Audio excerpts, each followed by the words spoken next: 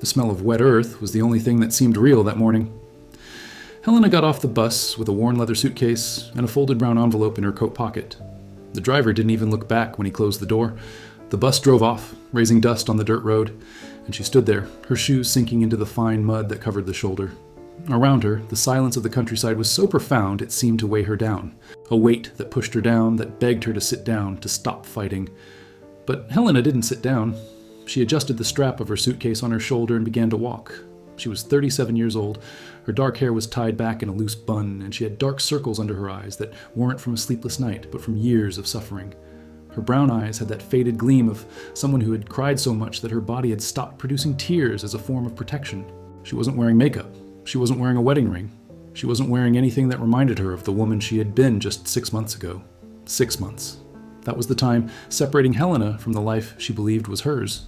A house in the city, a husband she had loved for 14 years, a garden she tended every morning, a routine that, though silent and often lonely, was the only structure she knew. All of that ended on an ordinary Tuesday, when she returned home early from work and found Ricardo in bed with Monica, the neighbor from the apartment upstairs, the woman who had coffee with Helena on Saturday mornings, the woman who asked for cake recipes and praised her cooking, the woman who, while smiling at Helena, had been sleeping with her husband for over 2 years.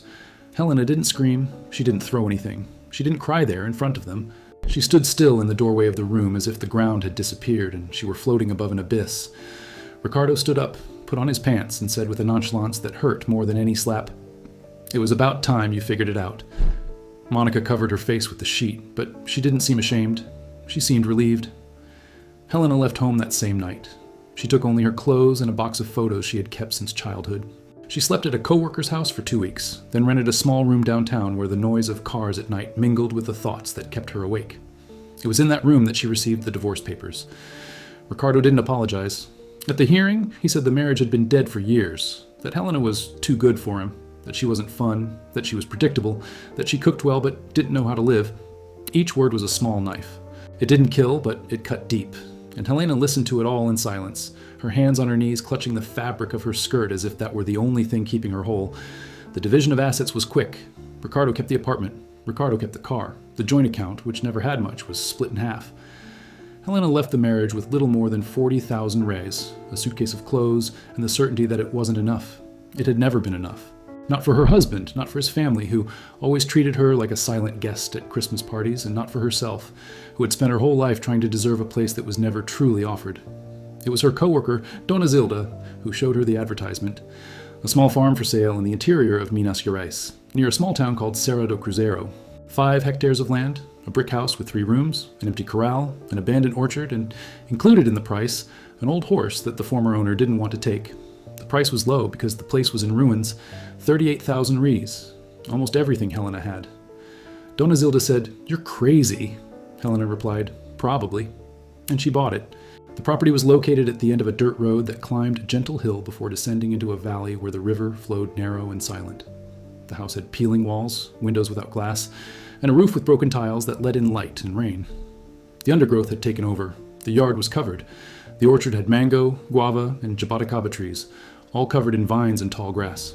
The corral was empty, with the fence down in 3 places. And in the corner of the pasture, under an old mango tree, was the horse. It was a brown horse, thin, with ribs visible beneath its dull coat. It had large, deep-set eyes, and when Helena first approached, it didn't move. It didn't run, didn't neigh, didn't show fear or interest. It just stood there, motionless, as if it had already given up hope of anything good in the world. Helena stopped 2 meters away and stared. She recognized in that gaze something she knew well. The weariness of someone who had been used until they were no longer useful. The resignation of someone who had learned that resistance changes nothing. The loneliness of someone who had been left behind. "There are 2 of us," she said softly, unsure whether she was speaking to the horse or to herself. The first month on the farm was the hardest. Helena knew almost nothing about rural life. She had grown up on the outskirts of Belo Horizonte, the daughter of a seamstress and a father who left home when she was 6. She learned early on that the world didn't wait for her. She worked from the age of 14, first as a helper in a bakery, then as an office assistant, then as a pharmacy clerk. A job she held for 12 years until marriage consumed all her energy and Ricardo insisted she stay home taking care of the household. She obeyed.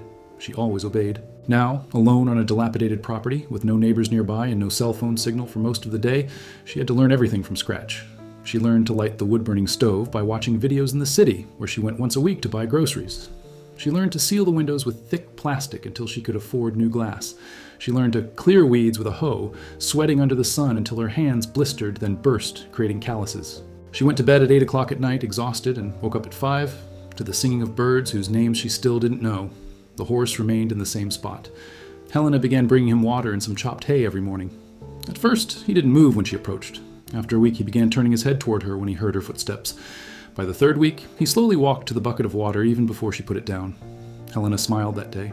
It was the first smile in months. She decided to call him Brave. Not because he was brave, but because she needed to believe that bravery still existed somewhere. Even in an old, tired horse, even in herself. There were nights when Helena would wake up in the middle of the night without knowing where she was. The silence of the countryside was so different from the noise of the city that it felt like a physical presence, as if someone were sitting beside her.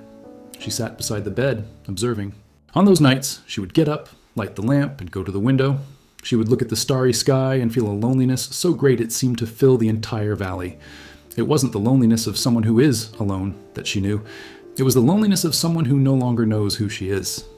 For 14 years, she had been Ricardo's wife. Before that, she had been Dona Francisca's daughter, the seamstress. She had always been defined in relation to someone. Now, standing at that window without glass, with the cold wind entering through the plastic-covered opening, she was just Helena, and she didn't know if that was enough. One night, she heard a sound that startled her. A lone, almost a moan, coming from the pasture. She grabbed her lamp and went there, her heart pounding, imagining snakes, jaguars, thieves. She found Valente lying on the grass, his legs folded, looking at her with those enormous eyes. He wasn't hurt. He was just there, lying down, as if he needed company in the darkness. Helena sat beside him, leaned her back against the mango tree trunk, and stayed. She stayed until the sky began to lighten on the horizon and the first birds sang. That dawn, alone in a pasture with an old horse, Helena cried for the first time since leaving Belo Horizonte. She cried not from sadness, but from exhaustion, from relief, from all the tears she had. He endured months of court, of change, of starting over. He cried until he had nothing left to let out, and when he stopped, he felt Valente's snout gently touching his arm, as if to say that it was okay not to be okay. In the early days, Helena also had to deal with fear. Fear of the noises at night, of the animals she didn't know, of the loneliness that intensified when the sun set. One night, an opossum entered the kitchen and knocked the pan off the stove. Helena screamed, climbed onto a chair, and stayed there for 20 minutes until the animal left. Then, sitting on the floor, her heart still racing, she laughed at herself. A nervous, lonely laugh, but also the laugh of someone learning that fear doesn't kill. It only occupies space that could be filled by something else. She learned to patch the holes in the walls with mortar she made, following instructions from an old book she found in the shed. She learned to identify the night sounds, the hooting of the owl that lived on the roof of the shed, the croaking of the frogs in the stream, the wind rustling the branches of the mango tree. Each sound ceased to be a threat and became company. There was also the day the rain didn't stop for 48 hours. The house was leaking in 6 different places. Helena placed buckets and pans under each leak and sat on the bed, listening to the constant drumming of the water in the aluminum containers, while the dampness seeped into everything, the clothes, the mattress, the books. The wood-burning stove wouldn't light because the wood was wet. She ate saltine crackers and bananas for 2 days. When the rain stopped and the sun came out, Helena went out to the yard and stood in the mud, her bare feet sinking in, feeling the sun's warmth on her face, and made a promise to herself that she didn't say aloud, "I'm going to fix this roof. I'm going to fix everything. And not because someone is going to come and save me, because I am all I have, and I refuse to give up on myself."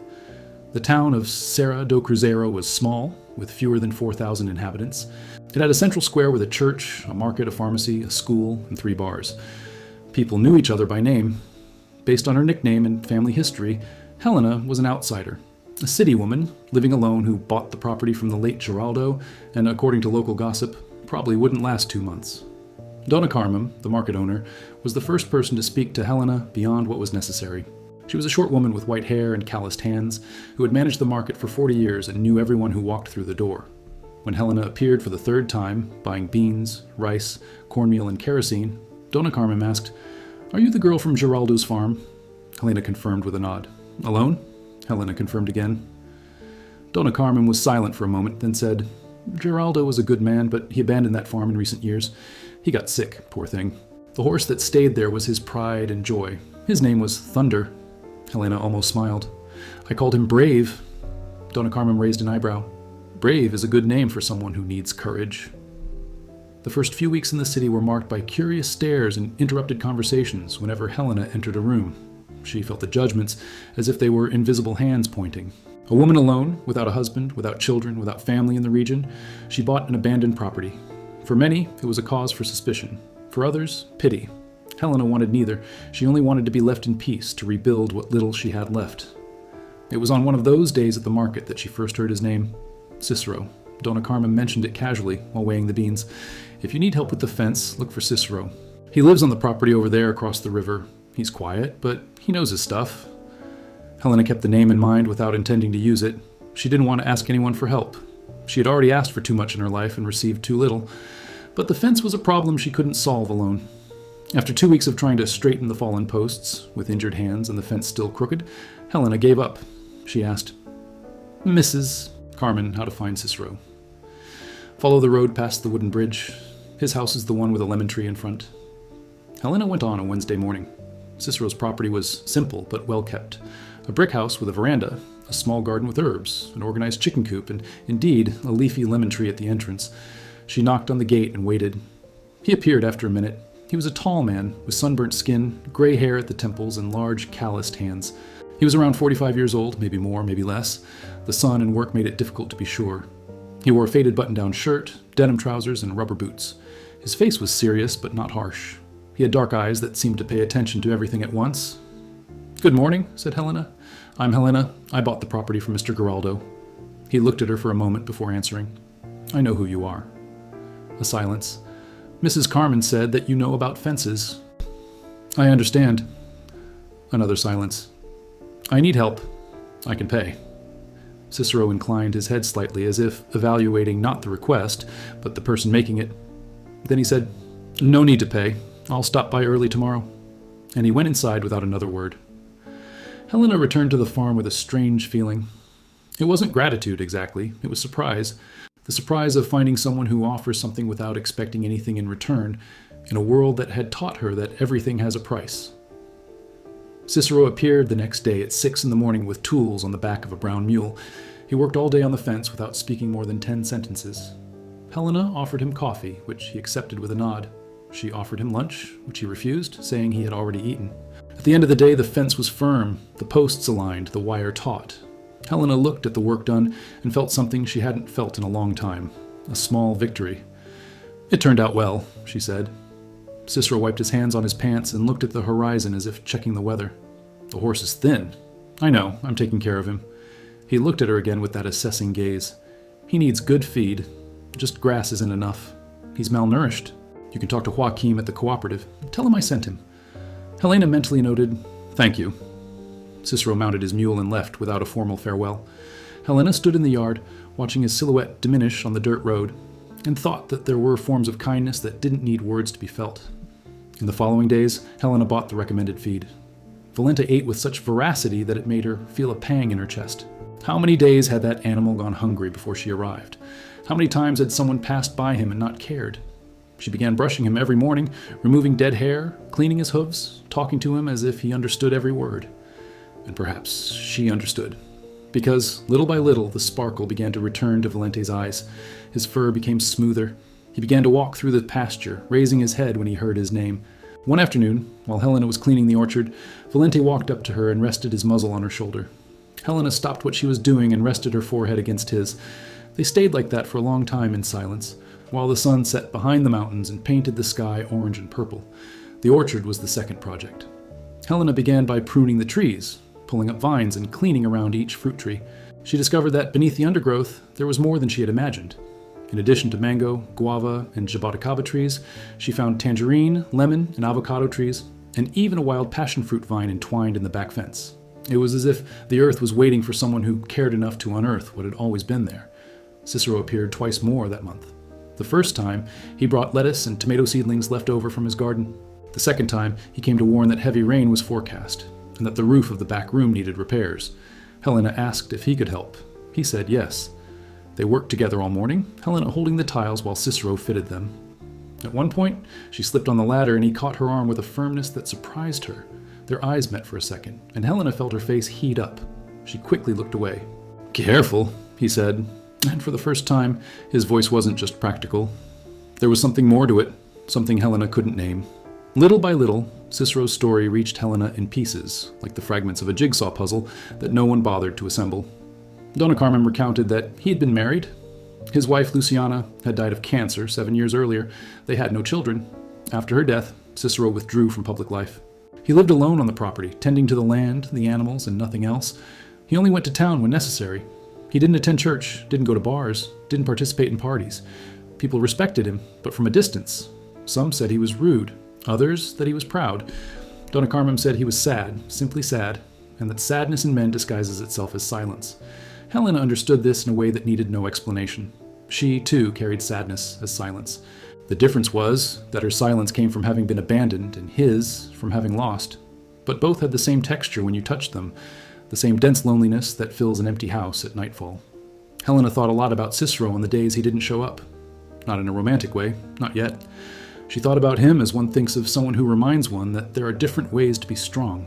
Ricardo was strong in the way the world values. He spoke loudly, occupied space, was sure of everything.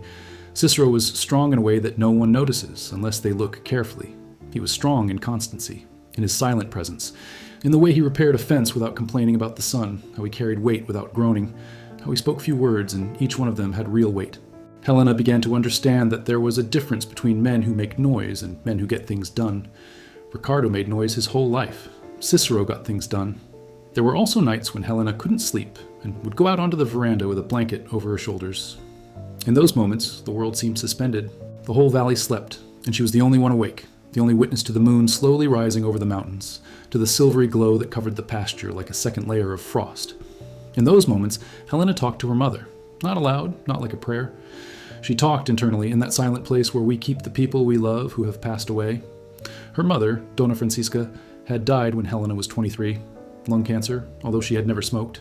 Life is unfair like that, the doctor said, as if injustice could be summed up in one sentence. Helena cared for her until the end, washing, feeding, changing the bed linens, holding her dry, thin hand as her breathing grew weaker. Her mother died, one July morning, and the last thing she said was, "My strong daughter." Helena never felt strong. But there, on the porch of the farm, with the blanket over her shoulders and the stars above, she was beginning to understand that perhaps her mother was right. Perhaps strength wasn't the absence of fear, but the decision to get up every day even when afraid. 2 months passed. The place began to change. The yard was clean, the vegetable garden produced its first tomatoes. The orchard showed signs of life with flowers on the guava tree's branches. The house was still simple, but Helena had painted the interior walls white with lime, put up curtains made of fabric bought at the market, and arranged the furniture she found in the shed. A solid wood table, 2 chairs, and a bookcase where she placed the few books she had brought. She covered the cement floor with retail rugs that she had learned to make by watching tutorials. The house wasn't beautiful in the way the world understands, but it was hers. Every corner bore a mark of her effort, and that made it more valuable than any apartment in the city. Valente had changed too. He gained weight, his coat gleamed, and he began to trot through the pasture with an energy Helena hadn't imagined possible. One day, she tried riding him. She did it without a saddle, just holding his mane, her heart pounding. Valente walked slowly, as if he knew she was a beginner, as if he cared for her in the same way she had cared for him. Helena laughed. A genuine, unrestrained laugh that echoed through the valley and startled the birds from the trees. It was around this time that the problems began. The first sign came one Friday morning. Helena found the gate to the property open and tire tracks in the yard. Nothing was taken, but the feeling of intrusion disturbed her. 3 days later, she found a note tucked under the door. "A woman alone doesn't last here. Go back to the city." The handwriting was irregular, written in haste or anger. Helena felt her stomach churn, but she didn't say anything to anyone. She put the note in a drawer and locked the door with the padlock she bought at the market. A week later, he discovered that the back fence had been cut, not by time or use, cut with pliers. Valente was loose in the neighboring pasture, land that belonged to Antenor Barbosa, the largest landowner in the region. A 60-year-old man, owner of 2 farms, a fleet of trucks, and the submissive loyalty of half the city. Antenor had tried to buy Geraldo's property years before, for a price far below its value. Geraldo refused. Now that a stranger had bought the property, Antenor saw an opportunity. Helena went to fetch Valente from the neighboring pasture. When she arrived at the gate of Antenor's farm, the foreman, a stocky man named Dimas, prevented her from entering. "That horse trespassed on Dr. Antenor's property. He'll have to pay for the pasture he ate." Helena looked at him with a calmness she didn't feel inside. "The fence was cut. My horse didn't trespass." Demas laughed. Who's going to believe you, ma'am? Helena felt the same powerlessness she had felt at the divorce hearing, the same feeling that the world had rules written by people who never considered her part of the game. But this time, something different happened inside her. A refusal, small, silent, but firm. She wasn't going to back down. I'm going to get my horse, he said, and he walked past Demas without waiting for a reply. Valente was in the pasture, grazing peacefully. Helena called him by name, and he came walking. She led him by the mane back to the farm, feeling Demas's eyes on her back the whole way. That night, she didn't sleep. She sat on the porch, looking at the stars, with a hoe beside her chair. The next day, Cicero showed up uninvited. He brought wire and tools. I heard your fence was cut, he said simply. Helena didn't ask how he knew. In small towns, news travels faster than the wind. They worked together all day rebuilding the back fence. Cicero reinforced the corners with double posts and put a padlock on the gate leading to the neighboring pasture. While they worked, Helena told him about the note. Cicero stopped what he was doing and looked at her with a seriousness she hadn't seen before. Ananor, he said, and it wasn't a question. Do you know him? Everyone knows him. He owns half the city and thinks he owns the other half, too. He tried to buy your land before. He can't accept that someone said no. I'm not leaving. Cicero looked at her for a long moment. Then he went back to working on the fence, and Helena realized that something had changed between them. There were no words for it. Perhaps there didn't need to be. It was a kind of silent alliance, built not on promises, but on presence. Antenor's attacks continued in the following weeks. The stream that ran through Helena's property began to arrive dirty, with mud and debris coming from the farm upstream. The milk truck that passed by the road to pick up the produce from Cicero and other small producers began to forget to stop at Helena's property, where she had started raising 3 goats for milk. At the town market, when Helena tried to sell her first guavas and tangerines, the space assigned to her was behind the restrooms, far from where people were passing by. Helena swallowed each humiliation as she had swallowed Ricardo's words in court, quiet, hands on her knees, clutching the fabric of her skirt. But inside, something different was growing. It wasn't anger, it was determination, a strength that didn't come from confidence, but from a lack of alternatives. She had nowhere to go back to. No one was waiting for her. All I had was that place, that horse, that piece of land, which for the first time in her life was hers. And if the world wanted to take that away from her, it would have to fight. Helena began to study. She went to the school library on weekends and researched family farming, soil management, raising small animals, and organic production. She discovered that the land on the farm was fertile, with good drainage and ideal sun exposure. She planned a larger vegetable garden with varieties that she could sell at the market or directly to restaurants in the region. She bought seeds with the little money she had left. She planted lettuce, arugula, kale, carrots, beets, and zucchini. She cared for each seedling as if it were her own child. It was during this period that the relationship with Cicero began to noticeably change. He continued to come to the farm, always with a practical pretext. He brought a new water trough for Valente. He repaired the shed door. He helped install a gutter to collect rainwater. But the pretexts became weaker and the visits longer. He started accepting coffee, then lunch. Afterwards, he would sit on the porch while the sun went down, silently looking at the valley as if searching for something he had lost. One night, while the rain was pouring down and they were sheltering on the porch, Helena asked about Luciana, not out of curiosity, out of respect, because she felt that this story needed to be told so that Cicero could let her go. He remained silent for so long that Helena thought he wouldn't answer. Then, in a low voice, almost drowned out by the sound of the rain, she said, "She was a teacher. She taught at the school here. Everyone liked her. When she got sick, I did everything. I sold cattle, I sold land, I took her to Belo Horizonte to São Paulo. It was no use. She went away, slowly, like a candle that the wind extinguishes. In the end, she asked me to bring her back here. She said she wanted to die seeing the mountains." Helena said nothing. She merely extended her hand and placed it on his, which rested on the arm of the chair. Cicero looked at her hand, then he looked at her face, and Helena saw in his eyes something she recognized as the first crack in a wall he had built to protect himself. He didn't pull his hand away. They stayed like that until the rain stopped. In the days that followed, Helena realized that something had changed in her as well. She didn't know exactly what, but it was as if permission to touch Cicero's hand had opened a floodgate she had kept closed since the divorce. She began to look at herself in the mirror with different eyes, not with Ricardo's eyes, which always found fault, not with the eyes of the world, which measured value by appearance, youth, status, but with her own eyes. And what he saw was a woman with wrinkles that told stories, rough hands that built things, a body that worked from dawn to dusk and still had the strength to get up the next day. She wasn't the woman that magazines call beautiful. She was something better than that. She was real. Helena began to take better care of herself, not out of vanity, but out of respect. She bought a dress at the fabric fair, simple, light blue, cotton, and wore it one Sunday to the market. Donna Carmen looked her up and down and said, "Beautiful." Helena blushed like a little girl. That same week, she styled her hair in a braid she hadn't worn since adolescence and placed a sprig of rosemary behind her ear because the scent made her feel at peace. When Cicero saw her with the rosemary behind her ear, he stopped what he was doing and stared for 2 seconds longer than usual. He didn't say anything, but Helena saw. There was one night when they almost kissed. Cicero was fixing the kitchen door hinge and Helena was holding the flashlight for light. They were too close, and when he turned to grab a tool, their faces were inches apart.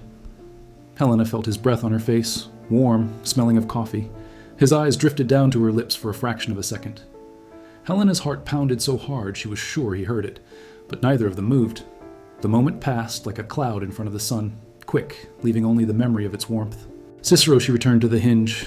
Helena adjusted the flashlight. Neither of them spoke about it, but they both knew that the silence between them was carrying something that, sooner or later, would need words. Spring arrived, bringing with it a transformation no one in the city expected. Helena's vegetable garden blossomed. The tomatoes ripened red and firm.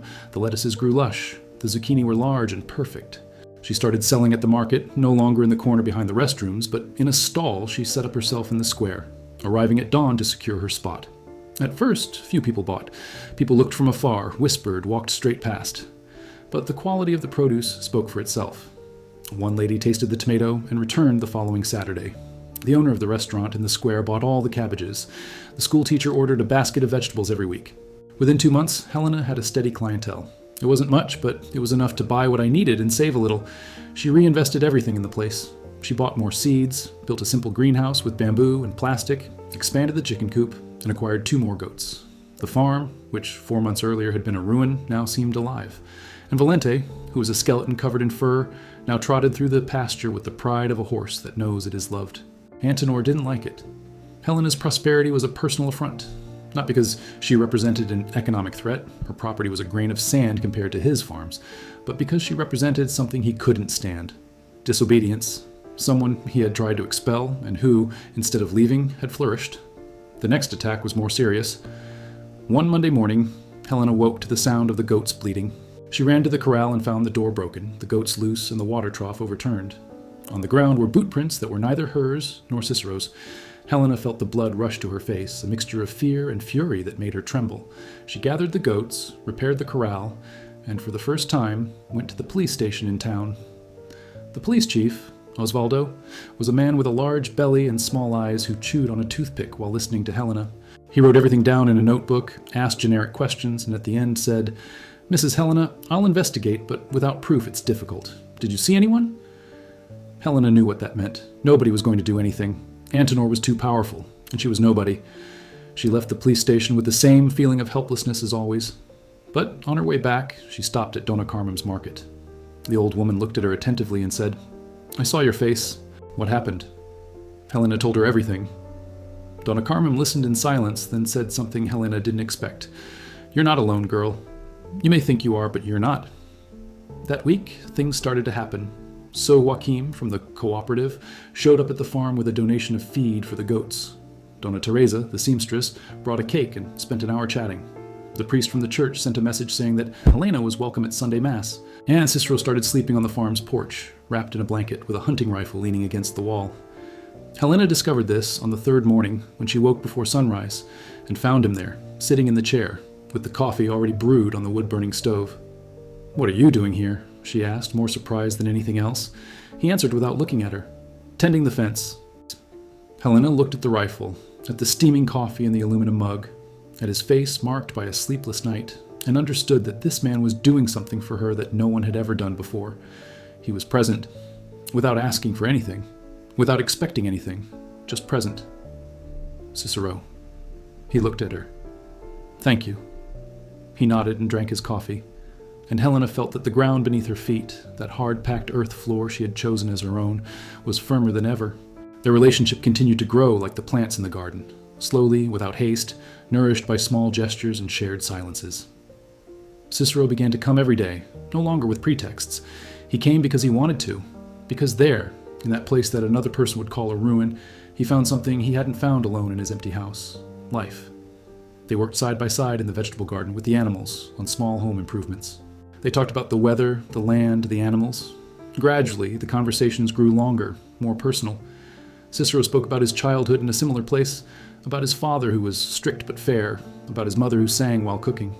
Helena spoke about her seamstress mother, about the nights doing homework at the kitchen table while the sewing machine hummed, about her dream of becoming a teacher that she never fulfilled because life pushed her down other paths. One afternoon, while picking tomatoes, Helena said, almost without thinking, "I was never anyone's first choice." The phrase came out as an accidental confession, one of those that slip out when your guard is down. Cicero stopped picking and looked at her. "What?" Helena felt her face burn. "Nothing. Forget it."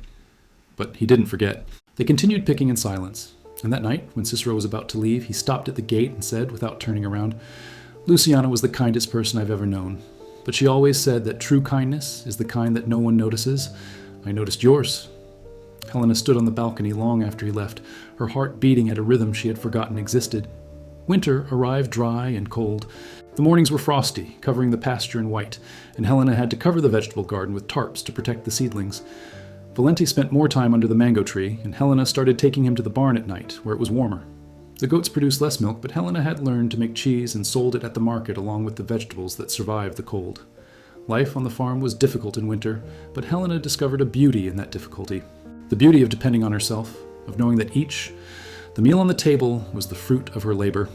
To look at her calloused hands and see in them not the mark of suffering, but proof that she was capable. It was in the middle of winter that the episode occurred that changed everything. Helena was at the market, selling her wares, when Antenor appeared in person. It was rare to see him at the market. He usually sent employees. But that Saturday, he came. A large man with a leather hat, shiny boots, and a presence that made people make way for him. He stopped in front of Helena's stall and looked her up and down, as if evaluating an object he intends to buy. "So this is the little woman who's causing trouble," he said, loud enough for everyone around to hear. Helena felt her blood run cold, but she didn't lower her eyes. "I'm not causing any trouble, Mr. Antenor. I'm selling what I planted." He laughed. A short, humorless laugh. "Well, that property is right next to my farm. I want that land. I'll pay you double what you paid. Take the money and go back to the city. That's where you belong." The silence around them was absolute. People stopped shopping, talking, moving. Everyone looked at Helena, waiting for her to do what she always did. Accept, swallow, retreat. Helena felt that familiar urge to give in, to apologize for the inconvenience, to take the money, to disappear. It was easier. It had always been easier. But then she looked at her hands, dirty with soil, calloused from work, and thought of Valente.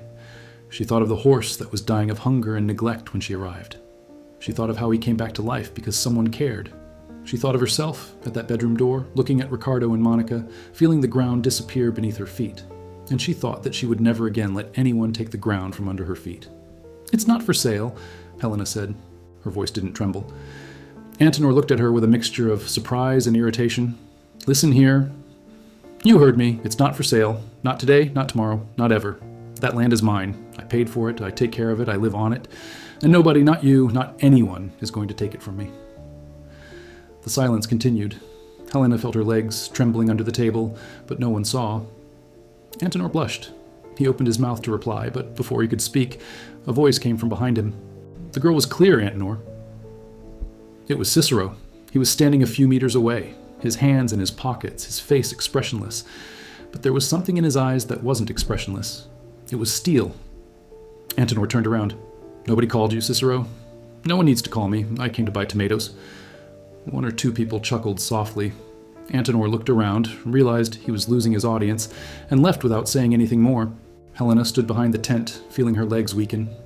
Cicero approached and, without drama, said, "Give me 2 kilos of tomatoes." Helena weighed the tomatoes with trembling hands. When she handed over the bag, her eyes were filled with tears. Cicero took the bag, placed the money on the counter, and said softly, "You were brave." She smiled through her tears. "Just like the horse." He almost smiled back. That night Helena couldn't sleep. She sat on the bed, hugging her knees, replaying every second of the scene at the fair. Antenor's voice, the silence of the people, the words themselves coming out of her mouth as if someone braver were speaking for her. And Cicero. Cicero appearing uninvited, with that unwavering calm, buying tomatoes as if it were just any Saturday.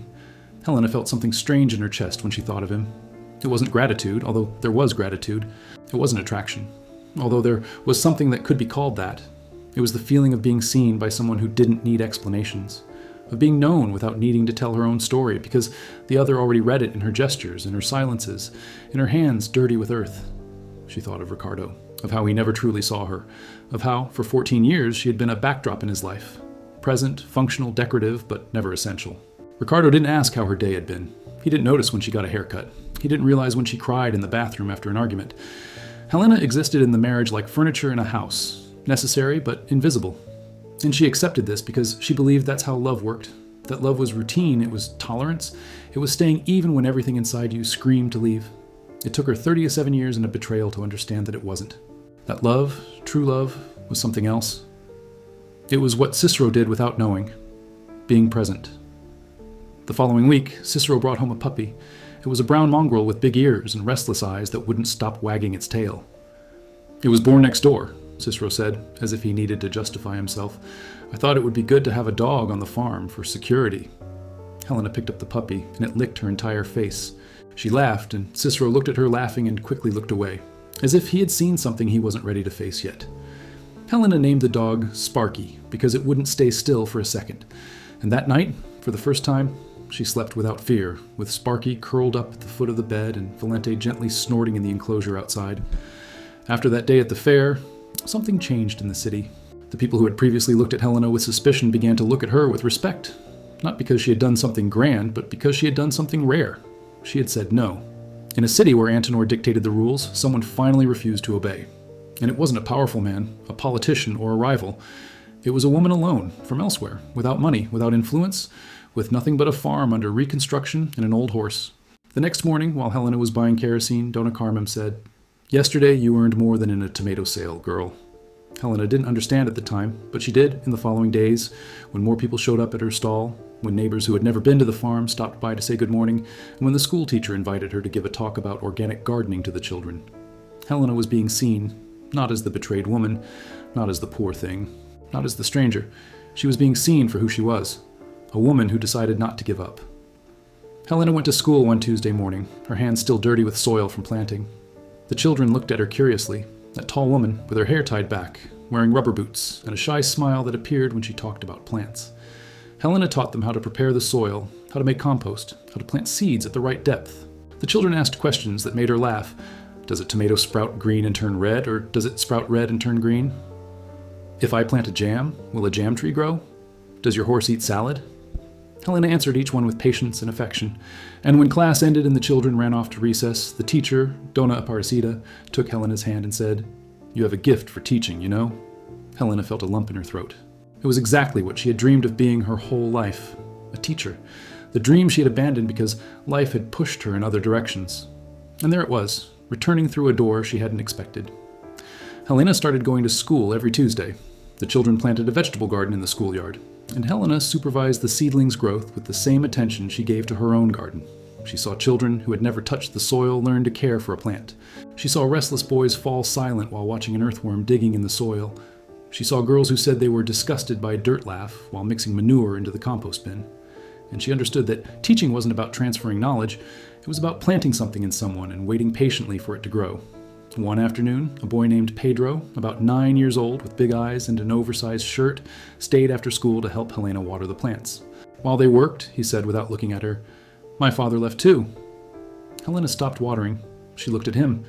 The boy continued watering, too focused on the task to be natural. Helena crouched down beside him and said, "Mine too, when I was 6 years old." Pedro looked at her. "And how do you do it?" Helena thought for a moment. "You take care of what you have. You water what's in front of you. And one day you realize that so many beautiful things have grown that the empty space doesn't hurt so much anymore." Pedro didn't answer, but the following week he brought a clay pot he had made in art class and asked to plant a succulent in it. Helena planted it with him. She gave an identical pot to each child in the class. And when she left school that afternoon, with the sun setting and the shadows lengthening on the dirt floor, she felt she had found something she had been searching for without knowing it, a purpose that didn't depend on anyone else. The relationship with Cicero also changed after that day at the fair. The tension that existed between them, that contained energy that neither of them named, began to become impossible to ignore. Cicero started spending more time at the farm. The nights on the veranda became longer, the conversations more intimate. He talked about the dreams he had abandoned after Luciana's death, about how for years he had merely existed without truly living, about how Helena's presence in the valley had disturbed the silence he had built around himself, and how, at first, he had resisted it. "I didn't want to feel again," he said one night, looking at the fire in the fireplace that Helena had lit against the cold. "Feeling hurts." "I know," Helena replied, "but not feeling it hurts too. It's just that we get used to it and think it's normal." He looked at her with those dark eyes, and Helena saw in them something that was no longer steel. It was fear. The fear of someone who wants to get close but doesn't know if they will survive yet another loss. "I lost Luciana," he said. "I don't know if I can..." "I'm not asking for anything, Cicero. I'm not asking you to replace anyone. I'm just saying that you don't have to be alone, and neither do I." The silence that followed was the longest they had ever shared. Then, slowly, Cicero reached out and took her hand. He said nothing. He didn't need to. Helena felt his hand, large and warm and rough, and thought that perhaps this was how starting over happened, not with grand declarations or cinematic moments, but with a hand reaching out in the dark and finding another. The following spring brought flowers to the orchard and a change Helena hadn't expected. Donna Carmem, who besides owning the market was a kind of unofficial matriarch of the town, organized a meeting of the small producers in the region. The goal was to create an association to sell organic products directly to restaurants and markets in the capital. Helena was invited not as a participant, but as an example. "You show that it can be done," said Donna Carmem. "Now show others how." Helena resisted at first. She didn't see herself as a leader, as an example, as a reference for anything. But Cicero, with that direct manner that was his trademark, he said of him, "You don't need to be a leader. You just need to be honest, and that you already are." The association was founded with 12 members. Helena was responsible for organizing sales and providing technical guidance, using everything she had learned from books and practical experience.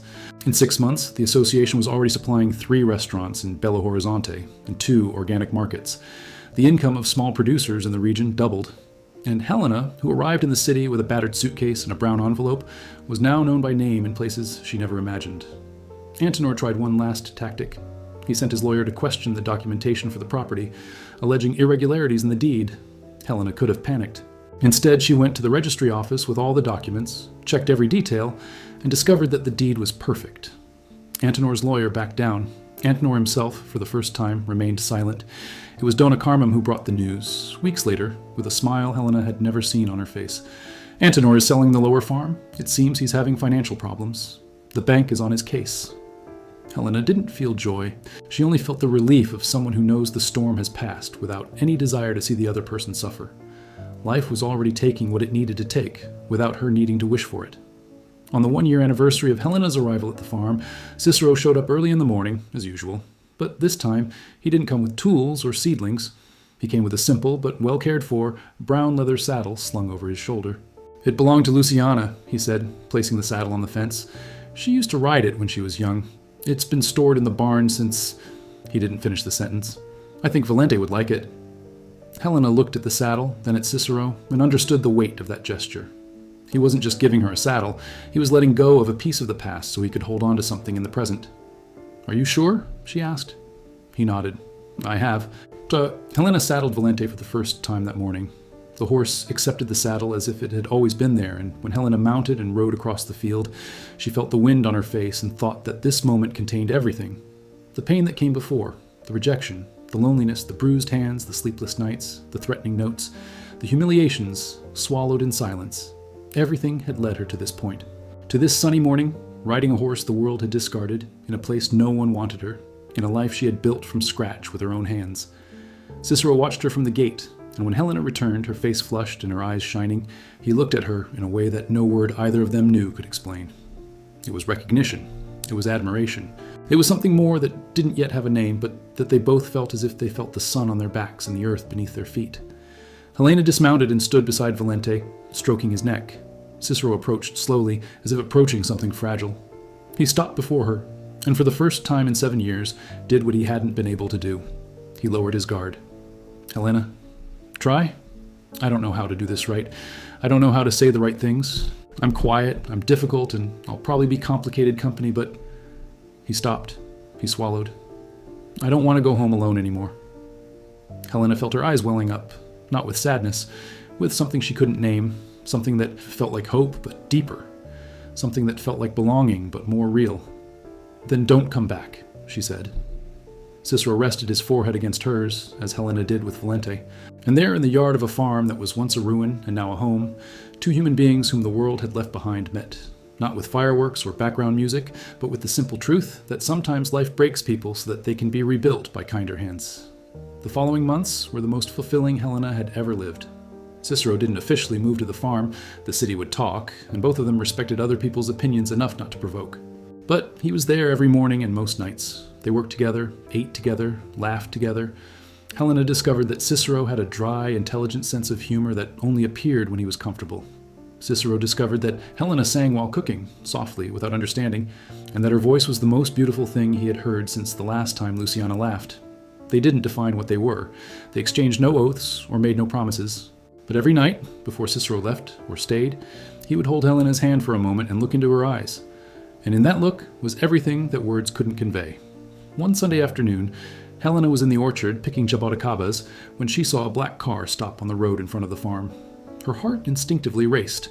The months of Antenor's pursuit were still fresh in her memory. But when the car door opened, someone she didn't expect got out. Ricardo. He looked different, thinner, with dark circles under his eyes, unshaven. He was wearing clothes that would have been expensive if they weren't so wrinkled. He walked to the gate and stood there, hands in his pockets, looking around as if he couldn't believe what he was seeing. Helena came down from the orchard with the bucket of jaboticabas and went to him. He felt no anger, no pain, no emptiness in his chest that always existed whenever he thought about it in the first few months. He felt only a strangeness, like finding a piece of furniture that belonged to a house that no longer exists. "Hi, Helena," he said. His voice was different, lower. "Ricardo, what are you doing here?" He looked around the property, at the green vegetable garden, the well-tended orchard, the goats grazing, the chestnut horse trotting in the enclosure. "I needed to see you." Helena waited. "Monica left me," he said. 3 months ago. She took everything. The television, the furniture, half the bill." He laughed, but it was a bitter laugh. "Funny, isn't it?" Helena didn't laugh. She didn't find it funny. She didn't find it sad. She didn't find anything. Ricardo continued. "I was an idiot. I know it. I threw away the best thing I had, and now—" He stopped, looked at her with eyes that pleaded for something. "I came to ask for a chance." Helena looked at him for a long moment. She looked at his hands, clean, soft, without calluses. She looked at the black car that probably still had installments to pay. She looked at the face she had loved for 14 years, and that was now the face of a stranger. "Ricardo," she said, with a calmness that surprised her, "you told me I was predictable, that I didn't know how to live, that I was too good, and—" "That's ridiculous. You said those things in court, in front of everyone, and I swallowed every single one. I spent months thinking you were right, that I wasn't good enough, that the problem was me." He lowered his eyes. "But do you know what I discovered here?" She pointed to the property. "I discovered that I am enough, not because someone told me that, because of everything I did on my own. This land was abandoned, and I made it live. This horse was dying, and I made it live. This life I have now, I built with my own hands. And I don't need you to come back and tell me that I have value. I already know." Ricardo looked at her with an expression Helena had never seen on him before. It was respect. A belated, futile, but genuine respect. "I'm sorry," he said. "I felt it a lot, too. For a long time, but it passed." He stood there a moment longer, then nodded, got back in his car, and drove away. Helena stood at the gate, watching the car kick up dust on the road, and felt nothing. No satisfaction, no revenge, no dramatic relief.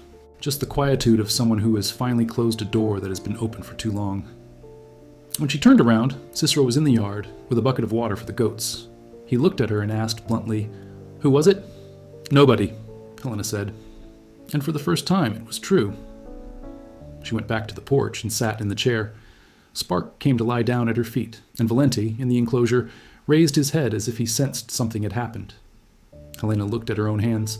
The same hands that trembled when I signed the divorce papers. The same hands that bled digging in the hard earth in the first few days. The same hands that planted every seed, that cleaned every room. Those hands brushed Valente's fur until it shone. Those hands told a story Ricardo would never be able to understand. The story of someone who was destroyed and rebuilt, not with the help of fate or miracle, but with work, with sweat, with the silent stubbornness of someone who refuses to accept that the end is the end. Helena thought about what Ricardo had said, that he needed her, but he didn't need her. He needed someone to serve, to cook, to wait at home while he lived the life he wanted. Helena served that role for 14 years. She served until she was discarded like a broken tool. And now when the new tool had also broken, he was coming back looking for the old one, not out of love, out of convenience. The difference was that Helena was no longer just a tool. She was a woman with a farm, a vegetable garden, a horse, a dog, goats that depended on her, children who learned from her, a community that respected her, and a good man who loved her unconditionally. She was whole, complete, not because I had everything, but because everything I had was real. Cicero sat beside her on the porch without asking anything more. He simply stood there, with that silent presence that was his trademark, and Helena rested her head on his shoulder and closed her eyes. The afternoon sun warmed the yard. Bees buzzed among the garden flowers, and somewhere in the pasture one of the goats bleated, calling its kid. It was an ordinary moment, a moment that no one would photograph or post anywhere. But it was the most beautiful moment Helena had ever lived, because it was completely and irrevocably hers. Cicero nodded and went back to the goats. Helena returned to the orchard. Life went on, like the water of the stream that ran through the farm, without haste, without noise, but without stopping. The second year on the farm brought changes that Helena hadn't planned for. The Producers Association grew to 28 members. 3 journalists from Belo Horizonte came to do a story about the organic revolution in Serra do Cruzeiro. Helena's name appeared in the newspaper, and she received calls from people wanting to visit the farm, learn about family farming, and get to know the project. The city hall offered support to build a paved road to the farm area. The school invited her to volunteer, teaching the children about planting and caring for the land. Helena accepted everything with the same serenity with which she accepted the difficulties. She didn't let herself be dazzled. I knew that life was made of cycles, and that after the sun came the rain, and after the rain, the sun again.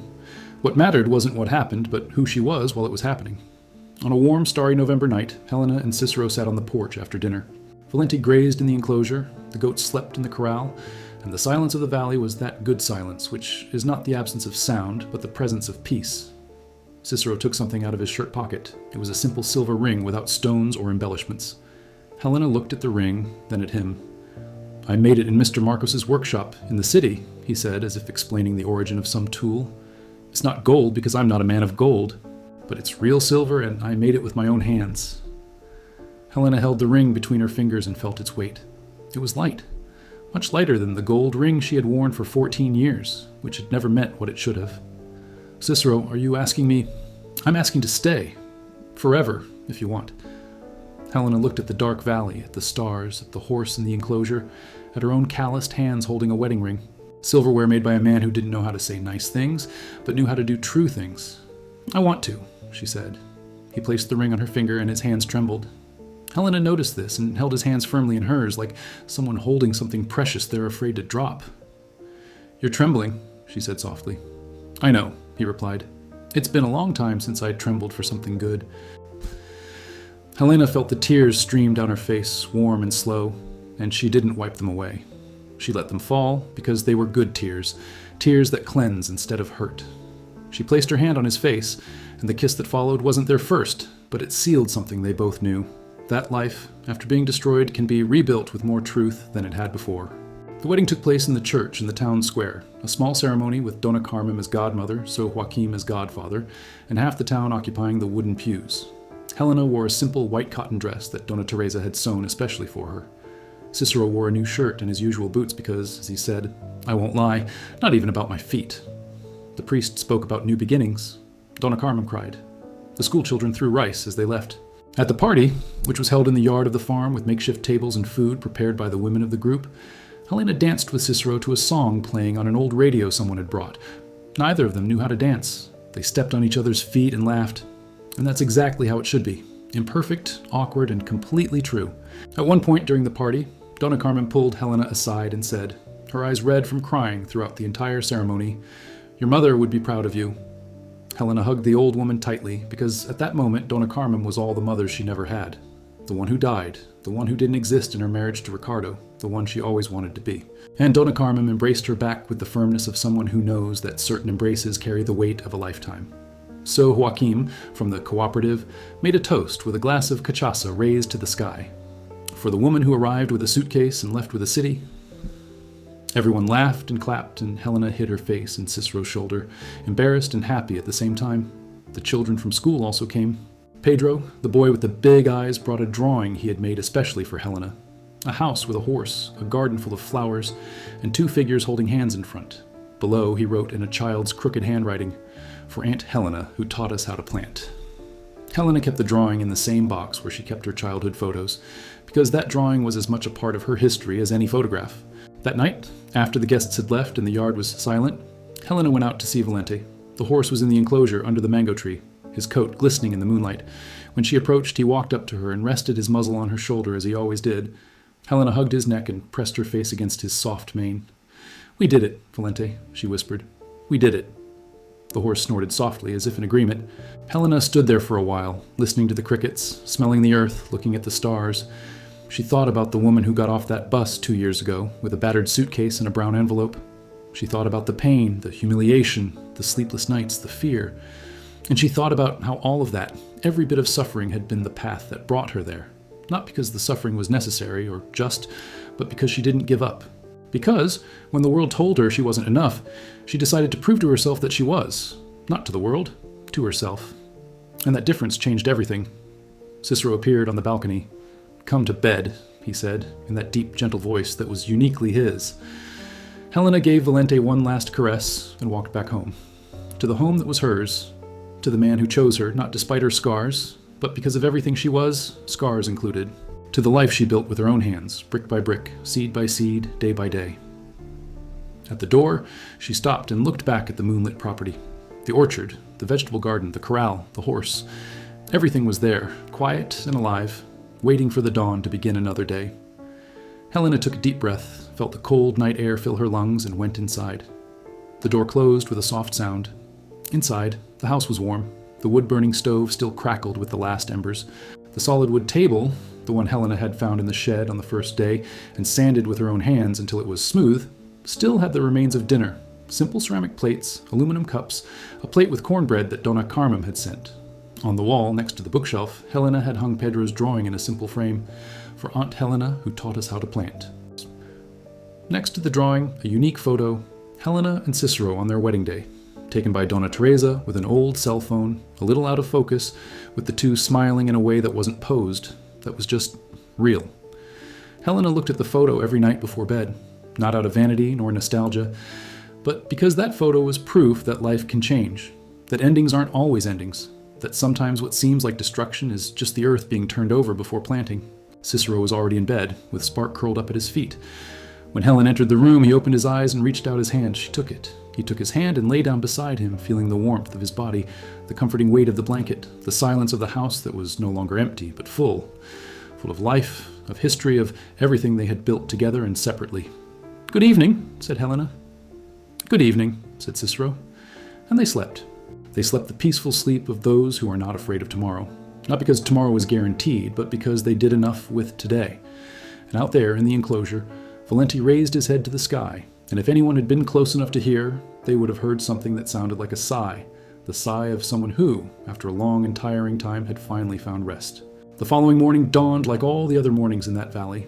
Slowly, with the mist rising from the river and the sun appearing behind the mountains, as if checking if the world was still there before revealing itself in its entirety.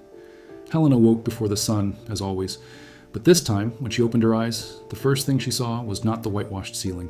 It was Cicero's face sleeping beside her, with the calm expression of someone who had finally stopped fighting against his own heart. She stood there, quiet, looking at him, and felt something that wasn't happiness in the way the world sells it. It wasn't the happiness of movies, of advertisements, of stories that end with triumphant music. It was something simpler and rarer. It was the feeling of being exactly where she should be, of not needing to be anything more or less than she was, of being enough. Helena got up quietly, put on her coat, and went out to the yard. The morning chill bit her face, and she smiled. She lit the wood stove, put the water on for coffee, and went to tend to the animals. The goats? They greeted her with their usual bleating. Valente came trotting over when he heard her voice, and the chickens gathered at the henhouse door waiting for the corn. It was a morning like any other, and it was extraordinary precisely because of that. While she worked, Helena thought about the women she knew, those who remained in marriages that destroyed them from the inside, those who heard they weren't enough and believed it, those who never had the courage or the opportunity to buy a dilapidated property and gamble everything on a second chance.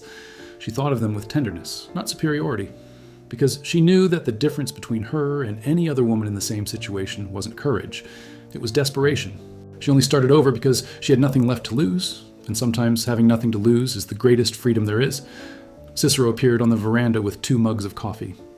He handed one to Helena without saying a word, and they stood there, side by side, watching the sun rise over the valley. The river shone like molten silver, the orchard was laden with fruit, the green pastures stretched as far as the eye could see. All of it was theirs, not because someone had given it to them, because they had built it. "Beautiful," said Cicero. "Yes," said Helena. And it was, not just the valley, not just the morning, but everything. Her whole life, with its pains and its new beginnings, with its wounds and its healings, with its tired horses and its late loves. Everything was beautiful because it was true. And what is true, Helena learned, doesn't need to be perfect to be enough. The coffee went cold in the mugs because neither of them remembered to drink it. They were too busy looking at the world around them, built together in the silence of those who don't need words to say what matters. And down there in the enclosure, Valente grazed peacefully, his coat gleaming in the morning sun, strong and beautiful like a horse that knows, without anyone needing to tell him, that he is loved. The 3rd year on the farm brought something Helena hadn't expected, and which Cicero received in silence as he received everything, with attentive eyes and still hands. Helena was pregnant. She discovered it one morning in March, after 2 weeks of feeling nauseous and experiencing fatigue that wasn't work-related, but something deeper, as if her body was busy doing something she didn't yet understand. She went to the town pharmacy, bought the test with trembling hands, and took it in Donna Carmen's bathroom because she didn't have the courage to do it alone. When the 2 lines appeared, Helena stared at that piece of plastic for so long that Donna Carmen knocked on the door, asking if she was all right. "I'm pregnant," Helena said as she opened the door, and her voice came out as if she were saying something impossible, as if she had said that the river was flowing backward or that the mountains had moved. Donna Carmen hugged her without saying anything. They stayed like that for a long time, in the narrow hallway of the house, with the smell of coffee coming from the kitchen and the clock in the living room marking each second of that moment that divided Helena's life into before and after. She was 39 years old, almost 40. During her marriage to Ricardo, she never became pregnant. They tried in the early years, without success. Ricardo blamed Helena, as he blamed Helena for everything. He said she was too stressed, too nervous, that she didn't take proper care of herself. After a while, he stopped talking about it, and Helena understood that he had given up, not on having children, but on having them with her. Just another flaw on the list of flaws Ricardo kept about her as a inventory. Helena carried this wound for years, the wound of believing that her body was incapable of doing what was supposedly natural. And now, on a farm in the interior of Minas Gerais, with a man who barely spoke and a horse that was her best friend, life gave her this, a son. Telling Cicero was harder than she imagined, not because she was afraid of his reaction, but because she was afraid it was too good to be true. That if she said it out loud, the universe would hear and take it back, as it had taken so many things before. She waited until evening, after dinner, when they were sitting on the veranda with Spark at their feet and the crickets chirping in the dark. Helena held her teacup with both hands and said, looking out at the valley, "Cicero, I'm expecting a child." The silence that followed was so long that Helena began to regret it. She turned to look at him and saw something she had never seen on that man's face. Cicero was crying, not in the way men cry in movies, with dramatic sobs and hands covering their faces. They were silent tears that streamed down his sunburnt face without him doing anything to stop them. He looked ahead, into the darkness of the valley, and cried like it rains in the countryside, without noise, without haste, without shame. Helena put the mug down and held his hand. He squeezed her hand with a force that said everything his voice couldn't. They stayed like that until the tears dried, and when Cicero finally spoke, his voice was hoarse and low. "I thought I'd never have this again." To have what? A reason to fear the future. Helen understood. Fearing the future is a privilege reserved for those who have something to lose. Cicero had spent 7 years without fear because he had nothing. Now he had Helena, he had the farm, he had a life that was beginning, rebuilt, and now a son. Being afraid meant he was alive again. "I'm scared too," she said, "but the good kind of scared. The kind of scared that makes sure things work out." He lifted her hand and brought it to his lips. He kissed her calloused fingers one by one, slowly, as if counting his blessings. Helena's pregnancy transformed Cerro de Cruzeiro in ways no one expected. The news spread through the town in less than a day, and suddenly Helena, who had arrived as a stranger, was treated as if she were a local. Dona Teresa appeared with baby clothes she had saved since her children grew up. So Joaquin brought a wooden crib he had made himself in his workshop, with carved details on the sides, representing leaves from the valley's trees. Teacher Aparecida organized a baby shower at school, and the children made colorful cards with drawings of horses, flowers, and smiling suns. Pedro, the boy with the big eyes, drew a baby being held by a horse and wrote, "Valente will take care of him too." Helena treasured each gift, each card, each gesture with the same reverence with which she treasured her childhood photos. Because this was family, not the blood family, which often hurts more than it heals, but the family one chooses, that one builds, that one plants like a garden and waters every day with presence and care. Her belly grew with the season. Helena continued working in the garden until her 7th month, when Cicero practically forbade her from bending over. "You can't carry weight," he would say seriously, as if giving a military order. Helena laughed. "I've carried weight my whole life, Cicero. My belly isn't going to stop me." But he insisted, and she gave in, not because she was obedient as she had been with Ricardo, but because she knew his insistence came from love, not control. There was a difference between a man who says, "You can't," because he wants to be in charge, and one who says, "You can't," because he's afraid of losing. Helena learned to distinguish between the two, and that distinction made all the difference. Cicero took over the vegetable garden with a dedication that surprised even Donna Carmen. He, who had always cared for cattle and pasture, learned to prune the tomato plants, to water them just right, to identify pests before they destroyed the leaves. He did it without complaining, without treating it as a favor, without expecting praise. He did it because it was necessary, and because everything that belonged to Helena also belonged to him. And in this simplicity, in this partnership without speeches, Helena found the love she never knew existed. The love that isn't declared every day, but is shown in every gesture and every morning when the coffee is ready before she wakes up, and every night when his hands rest on her belly and stay there, feeling the baby's movements as if they were listening to a song that only the two of them could hear. The baby was born one September night in the maternity ward of a neighboring town because Serra do Cruzeiro didn't have a hospital. Cicero drove the borrowed pickup truck from his friend Joaquim along the dirt road at a speed Helena never imagined that calm man was capable of. The contractions came in waves, and Helena gripped the car seat with both hands, while Faísca, in the back seat, whimpered as if he knew something big was happening. The labor lasted 4 hours. Cicero stayed by Helena's side the entire time, holding her hand, wiping the sweat from her brow, saying the few words he knew how. I'm here. And he was. He was there, as he always had been, since the first day he repaired the fence without asking for anything in return. Present, steadfast. There. When the baby cried for the first time, Helena felt something that no word in any language can accurately describe. It was as if everything, every pain, every humiliation, every sleepless night, every bruised hand, every swallowed tear, had been a path, a long, winding path, full of stones and holes, but one that led precisely to that place, to that thin, indignant cry of a child who had just arrived in the world. It was a little girl, small, red-faced, with her eyes closed and her fists clenched as if she were already fighting. When the nurse placed her in Helena's lap, the girl stopped crying instantly as if she recognized her mother's heartbeat, that sound she had heard for 9 months from the inside. Cicero looked at his daughter with an expression Helena had never seen on any human face. It was astonishment. It was gratitude. It was the gaze of a man who, after years in darkness, sees the light not as brightness, but as a miracle. "What are we going to call her?" he asked, his voice faltering. Helena looked at her daughter, at her clenched fists, at her small mouth searching for something, at her eyes that were beginning to open, dark like her father's. "Aurora," said Helena, "because she is what comes after the night." Cicero repeated the name softly, as if learning a new prayer. "Aurora," and he smiled. A complete smile, without reservations, without walls, without fear.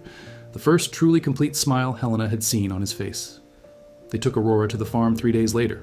When they arrived, the yard was full of people. Dona Carmen, Dona Teresa, So Joaquim, teacher Aparecida, the neighbors, the children from the school.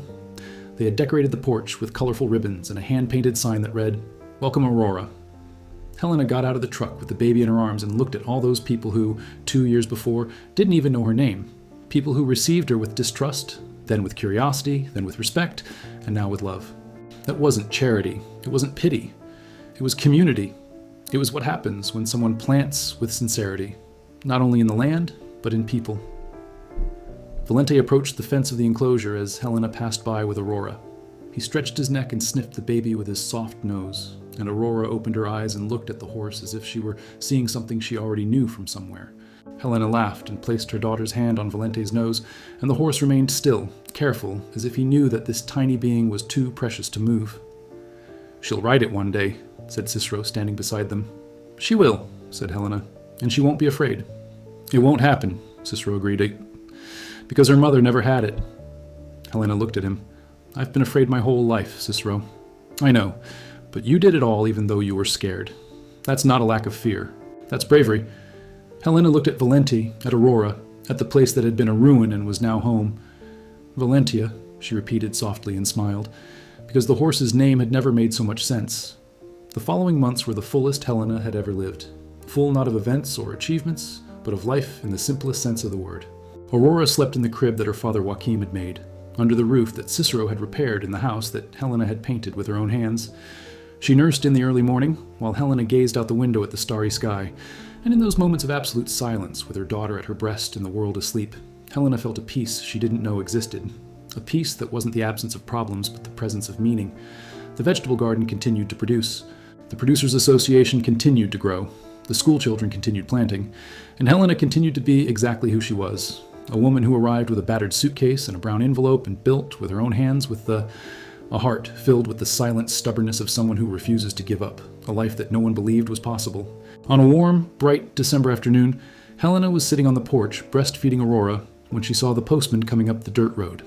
Receiving mail was rare. Almost everything in the city was handled in person.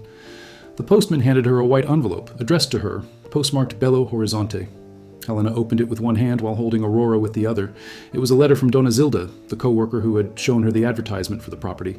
The same one who had said, "You're crazy." The letter was short, handwritten in the tiny handwriting of someone who saves paper.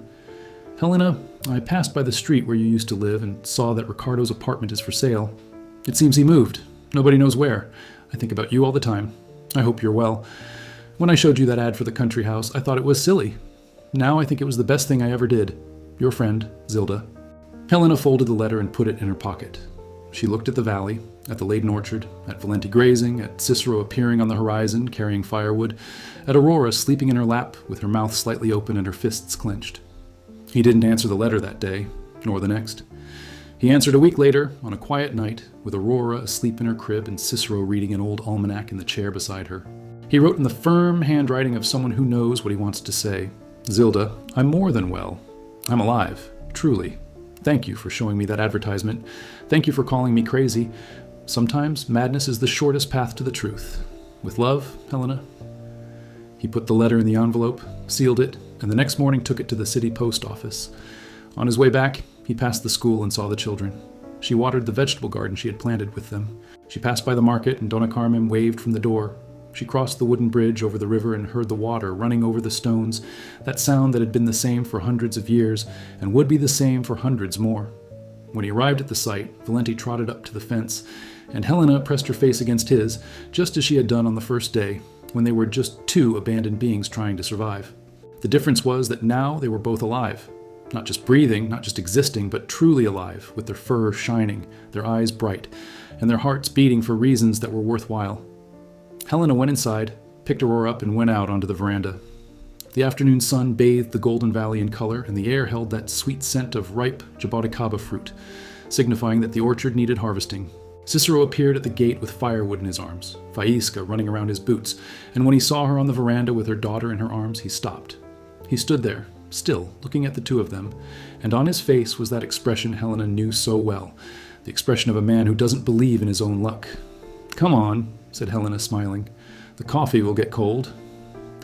Cicero climbed the steps to the veranda, put the firewood aside, and sat down beside her. Aurora opened her eyes and looked at her father, and did something she always did. She stretched out her hand and grasped his finger with the strength of someone holding the whole world. Cicero looked at his daughter's hand on his finger and swallowed hard, as he always did, because some things never cease to move him, no matter how many times they happen. The sun went down. The valley darkened. The stars appeared one by one as if they were being lit by someone with infinite patience. Helena, Cicero, and Aurora stayed on the porch until the night's chill pushed them inside, and when they entered, the house welcomed them with the warmth of the wood-burning stove, the smell of cooking beans, the silent presence of Spark lying on the patchwork rug. It was a night like any other, and that was all. Because Helena learned in those years of hard work, sweat, tears, and new beginnings, that an extraordinary life isn't made of extraordinary moments. It's made of ordinary moments lived to the fullest, of coffee on the porch, of holding hands in the dark, of a horse nuzzling its nose against her shoulder, of a daughter grasping her finger, of a man who stays. And there, in that place the world has forgotten, in that valley where the river flows slowly and the mountains guard centuries-old secrets, Helena found what she had spent her whole life searching for without knowing its name. It wasn't wealth. It wasn't fame. It wasn't anyone's approval. It was belonging. It was the place where its roots finally found fertile ground, and they flourished.